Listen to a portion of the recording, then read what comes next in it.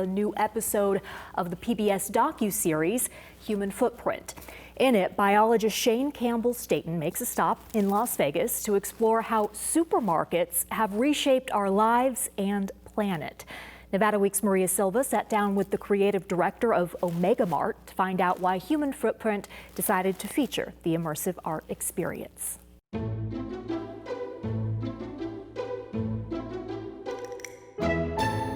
My first time here at Omega Mart. You guys are getting a lot of national attention, international attention. We did have Human Footprint here not too long ago, showcasing you guys. Talk to us about that experience. How did all that come about?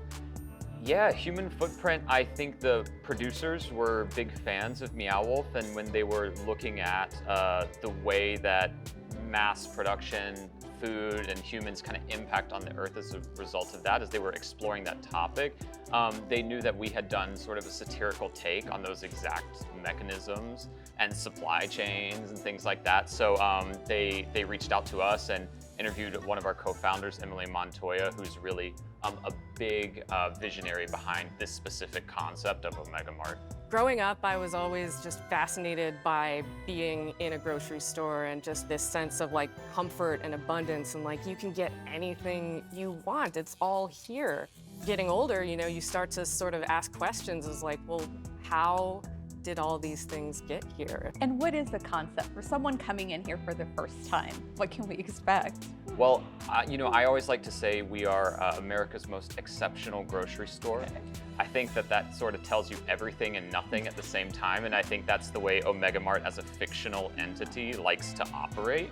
People also, you know, kind of always ask, is it an actual grocery store? No. Is it a gift shop? Not really. You know, is it a satirical take on capitalism through an immersive art installation?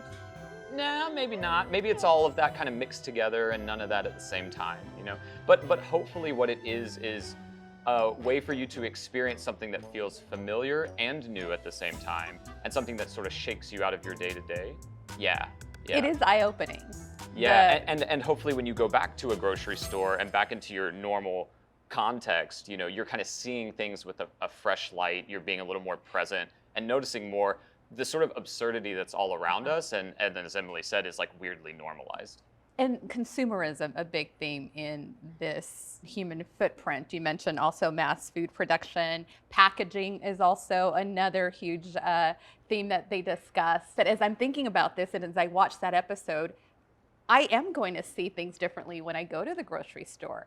And they talked about cereal from when we were little kids. That has also been marketed to kids.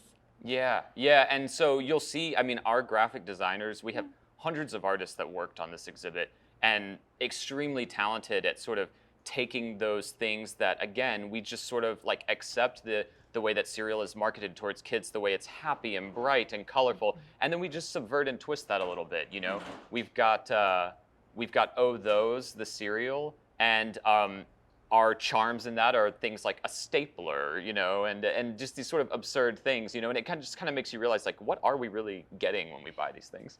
Another thing that they discuss is the fact that grocery stores haven't been around for a century. That wasn't how we got our products.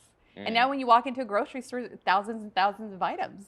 Yeah, so much. And I mean, our exhibit is very maximal in that sense too. And I think it has this, you know, again, this familiarity, but it's also quite overwhelming. And, you know, every detail you look at, you just realize the level of intention, you know, that's gone into this exhibit. And again, it really helps highlight and provide that mirror onto just how kind of insane an actual grocery store can be, and the emotions they're pushing on you, and the way they're, And that was something really interesting, and you brought that up. Emotions. These companies they tune into that, and they know, how can I get so-and-so to buy this? And they market it to that, and they tap into those emotions. Yeah, absolutely. I mean, if I can show you, like, one of my do. favorite products here that we offer is called Humane Orchard. And the idea behind this, which is actually just an apple juice, but we sort of create this fictional world where we let the fruit die a humane death. We let it choose when it falls off the tree, so that you know, it has a choice. And this is what we call cruelty-free juice. So, you know, fruit tastes better if it if it dies when it wants to. And those keywords, right? When we go to the grocery store. Cruelty-free. Or cruelty-free, organic, cage-free. We have to make such fast decisions, or we feel we have to make such fast decisions. I think that's another component of what the kind of design and packaging is doing in grocery stores. But it's like, it really, I think this kind of product highlights that we're just sort of looking for a reason to make a decision that helps us kind of feel good for a moment, even if we don't understand the full story or how absurd that might actually be. Yeah. Now, how long have you been with Omega Mart? I've been with Omega Mart for 2.5 years. And you started as an artist. Let's talk about how hundreds of artists are involved in this, many of them local artists. Yeah, I was a local artist. I was commissioned, I have a background in sculpture, so I built a diorama for the exhibit, not in the grocery store itself, but more beyond.